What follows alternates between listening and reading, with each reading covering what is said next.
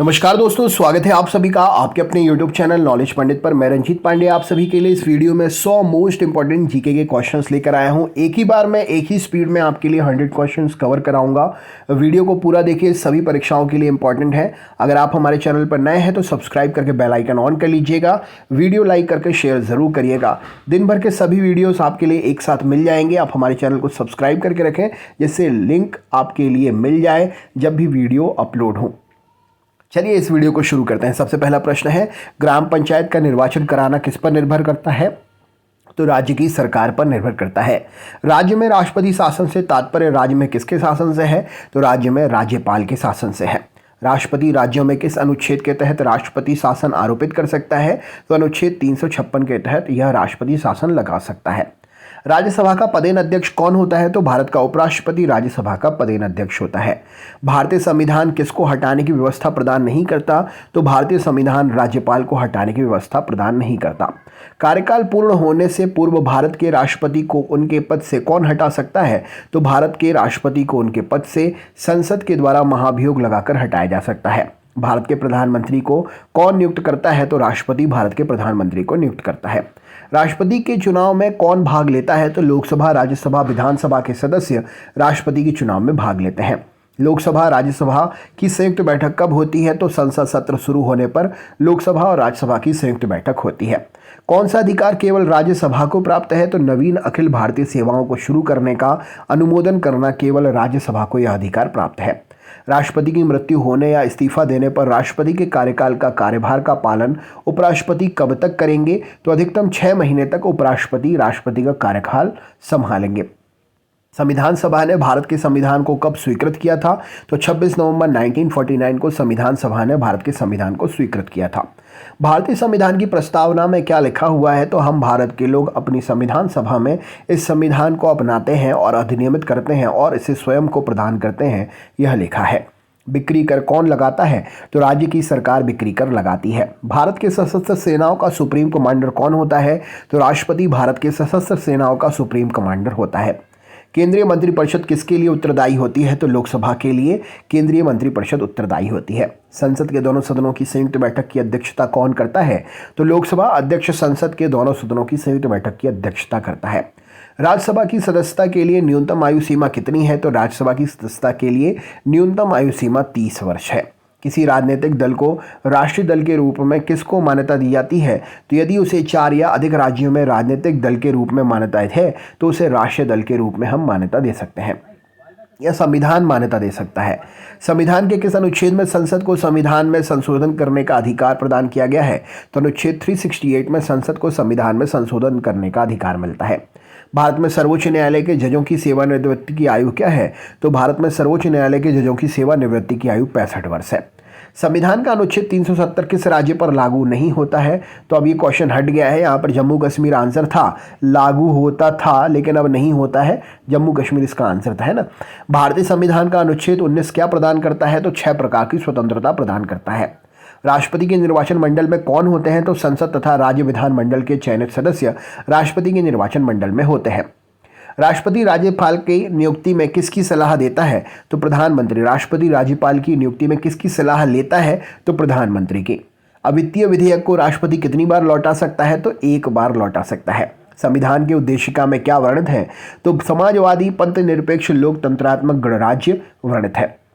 किस संवैधानिक संशोधन बिल द्वारा भारत में मतदान की आयु 21 वर्ष से घटकर 18 वर्ष कर दी गई? तो 61वें संविधान संशोधन के द्वारा। संविधान के अनुसार लोकसभा के स्पीकर को उसके पद से कैसे हटा सकते हैं? तो सदन के सभी सदस्यों के बहुमत द्वारा प्रस्ताव पारित करके लोकसभा के स्पीकर को हटा सकते हैं। भारतीय संविधान में अधिकांश उपबंधों का संशोधन किया जा सकता है, कैसे? तो अकेले संसद के द्वारा यह उपबंधों का संशोधन हो सकता है। भारतीय संविधान का कौन सा अनुच्छेद राष्ट्रपति को लोकसभा भंग करने की शक्ति प्रदान करता है? तो अनुच्छेद 85 लोकसभा भंग करने की शक्ति प्रदान करता है। भारत का संविधान कितने वर्ष को किस वर्ष कब लागू हुआ था? तो 26 जनवरी 1950 को भारत का संविधान लागू हुआ था। भारतीय संविधान में नीति निर्देशक तत्वों के समावेशन का क्या उद्देश्य है? तो सामाजिक और आर्थिक लोकतंत्र को होना नीति निर्देशक समावेशों के तत्वों का समावेश होना है। रॉलेट एक्ट अधिनियम किस वर्ष पारित किया गया था? तो 1919 में पारित किया गया था। किस अधिनियम द्वारा भारत में सांप्रदायिक निर्वाचन मंडल लागू किया गया? तो 1909 द्वारा, अधिनियम 1909 द्वारा भारत में सांप्रदायिक निर्वाचन मंडल लागू किया गया। संघ लोक सेवा आयोग के सदस्य अपना इस्तीफा किसे सौंपते हैं? तो राष्ट्रपति को सौंपते हैं। गोवा राज्य का निर्माण किस संविधान संशोधन द्वारा हुआ था? तो 56वें संविधान संशोधन द्वारा हुआ था। आर्थिक प्रतिवर्ष सर्वे किसके द्वारा प्रकाशित किया जाता है? तो आर्थिक प्रतिवर्ष सर्वे वित्त मंत्रालय प्रकाशित करता है। वह राज्य जो लोकसभा में निर्वाचित सदस्यों की दूसरी सबसे बड़ी संख्या भेजता है वह कौन सा है? तो यहाँ पर सही उत्तर हो जाएगा महाराष्ट्र। वह निर्वाचन मंडल जो उपराष्ट्रपति का चुनाव करता है? तो लोकसभा और राज्यसभा। फाइनेंस कमीशन वित्त आयोग की नियुक्ति कौन करता है? तो राष्ट्रपति करता है। कौन सा कर केंद्र सरकार के राजस्व का स्रोत नहीं है? तो भू राजस्व यहाँ पर आंसर हो जाएगा। लोकसभा और राज्यसभा की संयुक्त बैठक कब होती है? तो संसद सत्र शुरू होने पर होती है। भारत की राष्ट्रीय आय का सबसे बड़ा भाग किससे प्राप्त होता है? तो तृतीय सेक्टर से प्राप्त होता है। संसद के दोनों सदनों के साथ साथ बैठने पर क्या होता है? तो एक बिल जिस पर दोनों सदन राजी नहीं हो यह कार्य होता है। भारत के संविधान में भारत का दूसरा नाम क्या है? तो इंडिया है। संविधान हिंद में कितने किस्म की इमरजेंसियों की शाखाएं मौजूद हैं? तो 3 प्रकार की इमरजेंसी शाखाएं भारत के संविधान में मौजूद हैं। कौन कौन सी हैं? कमेंट करके ज़रूर बताएं अगर आपको पता है, नहीं तो मैं आपको नेक्स्ट वीडियो में बता दूंगा। भारतीय संविधान को आप किस प्रकार वर्णित करेंगे? तो विश्व के सबसे विस्तृत संविधानों में से एक है भारतीय संविधान। भारतीय संविधान में कितने तरह के आपातकाल का प्रावधान है? तो 3 यहाँ पर सही उत्तर हो जाएगा। भारतीय संविधान में वर्णित मौलिक अधिकारों को लागू करने का अधिकार किसे होता है? तो सर्वोच्च न्यायालय और उच्च न्यायालय को यह अधिकार होता है। महालेखा नियंत्रक, महान्यायवादी और संसद, इनमें से संविधान के 5वें भाग में वर्णन किसको मिलता है? तो सभी को मिलता है। भारतीय संविधान में नीति निर्धारक तत्वों के समावेशन का उद्देश्य क्या है? तो सामाजिक और आर्थिक लोकतंत्र। कौन सा विधेयक राज्यसभा में पहले प्रस्तुत नहीं किया जा सकता? तो धन विधेयक सही उत्तर हो जाएगा। भारत में राज्य विधायिका बनती है गवर्नर, विधानसभा और विधान परिषद, यदि अगर वहां है तो। भारतीय संविधान का कौन सा अनुच्छेद राष्ट्रपति को लोकसभा भंग करने की शक्ति प्रदान करता है? तो 85 यहाँ पर सही उत्तर हो जाएगा। संसद के दोनों सदनों के सदस्य रहे बिना कोई व्यक्ति कब तक मंत्री के रूप में बना रह सकता है? तो 6 माह तक यहाँ पर सही उत्तर हो जाएगा। यहाँ 6 माह कर लीजिएगा। भारतीय संविधान के अधिकांश उपबंधों का संशोधन कैसे कर सकते हैं? तो अकेले संसद इसका संशोधन कर सकती है। संविधान सभा के सदस्यों ने भारत के संविधान का प्रारूप तैयार किया, वे क्या थे? तो विभिन्न प्रदेशों की विधानसभाओं से चयनित व्यक्ति थे। भारतीय संघ तथा अमेरिकी संघ दोनों का सामान्य लक्षण कौन सा है? तो संविधान की व्याख्या करने वाली संघीय सुप्रीम कोर्ट। राज्यपाल की सर्वाधिक महत्वपूर्ण विधायी शक्ति क्या है? तो अध्यादेश जारी करना। भारत के संविधान के किस अनुच्छेद में लिखा है कि 14 वर्ष से कम आयु के बालक या किसी भी फैक्ट्री में, खान में या कोई अन्य जोखिमपूर्ण कार्य करने में, रोजगार करने में नहीं काम करेंगे? तो अनुच्छेद 24 में ये जानकारी मिलती है। संविधान की चौथी अनुसूची में किसका वर्णन है? तो राज्य तथा संघीय क्षेत्रों की राज्यसभा में प्रतिनिधित्व का वर्णन है। नेक्स्ट क्वेश्चन है, संविधान की चौथी अनुसूची में किसका वर्णन है? तो राज्यों तथा संघीय क्षेत्रों की राज्यसभा में प्रतिनिधित्व का। संविधान के अनुच्छेद 14 में कानून की समानता का अधिकार किस देश से लिया गया है? तो यूएसए से लिया गया है। संविधान के अनुच्छेद 330 में किसका वर्णन है? तो लोकसभा में अनुसूचित जाति एवं जनजाति के लिए स्थान है।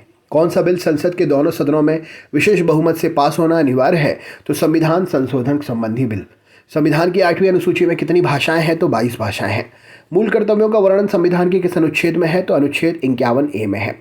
संविधान के 42वें संशोधन में क्या जोड़ा गया है? तो धर्मनिरपेक्षता जोड़ा गया है।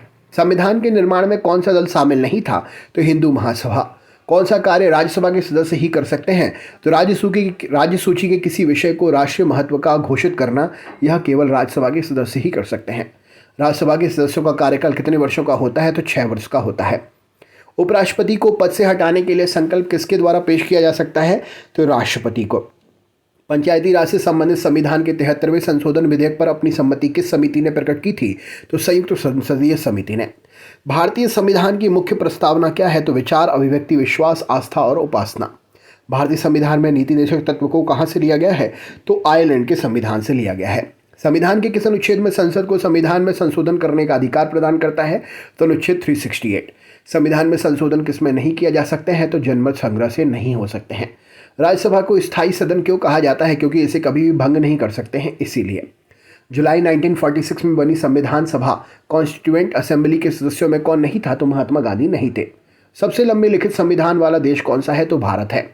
दो या दो से अधिक राज्यों या संघीय प्रदेशों के लिए एक सामान्य उच्च न्यायालय की स्थापना किसके द्वारा हो सकती है? तो संसद द्वारा कानून बनाकर हो सकती है। कौन सा भारत की संवैधानिक निर्मात्री सभा में संवैधानिक सलाहकार थे? तो BN राव यहाँ पर सही उत्तर हो जाएगा।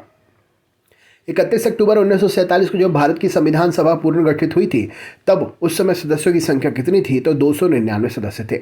मौलिक अधिकारों में संशोधन करने के लिए कौन सक्षम है? तो संसद सक्षम है। राज्यसभा की सदस्यता के लिए न्यूनतम आयु सीमा क्या है? तो 30 वर्ष सही उत्तर हो जाएगा। गवर्नर द्वारा जारी किया जाने वाला अध्यादेश किसके द्वारा मंजूर किया जाता है? तो विधानमंडल के द्वारा मंजूर होता है। सर्वोच्च न्यायालय ने किस मुकदमे में यह बनाए रखा था कि प्रस्तावना संविधान का भाग नहीं है? तो बेरूबारी मुकदमा इस प्रश्न के लिए सही उत्तर हो जाएगा।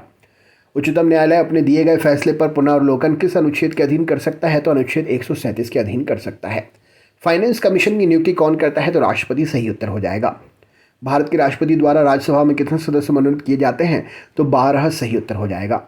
गवर्नर की नियुक्ति कौन करता है? तो राष्ट्रपति सही उत्तर हो जाएगा। भारत का कंसोलिडेटेड फंड का नियंत्रण पर्यवेक्षण कौन करता है? तो संसद यहाँ पर सही उत्तर है।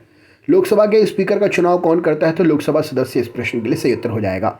भारत के सशस्त्र सेनाओं का सुप्रीम कमांडर कौन होता है? तो राष्ट्रपति सही उत्तर होगा। संसद के दोनों सदनों की संयुक्त बैठक की अध्यक्षता कौन करता है? तो लोकसभा का अध्यक्ष सही आंसर होगा। राज्यसभा का पदेन अध्यक्ष कौन होता है? तो भारत का उपराष्ट्रपति राज्यसभा का पदेन अध्यक्ष होता है। ऑल इंडिया सिविल सर्विसेज के सदस्यों की नियुक्ति कौन करता है? तो राष्ट्रपति करते हैं। संसद किसके बिना काम नहीं कर सकती? तो संसद सदस्यों के बिना काम नहीं कर सकती है। संसद के दोनों सदनों की सम्मिलित बैठक कब बुलाई जाती है? ऐसे बिल पर विचार करने और स्वीकृत पारित करने जिस पर दोनों सदनों में मतभेद हो। कार्यकाल पूर्ण होने से पूर्व भारत के राष्ट्रपति को उसके पद से कौन हटा सकता है? तो संसद महाभियोग द्वारा हटा सकती है। तो दोस्तों ये थे 100 क्वेश्चन। वीडियो कैसा लगा कमेंट करके जरूर बताएं। चैनल पर अगर नए हैं तो चैनल सब्सक्राइब करके बेल आइकन ऑन जरूर कर लें। मिलते हैं नेक्स्ट वीडियो में। बहुत बहुत धन्यवाद।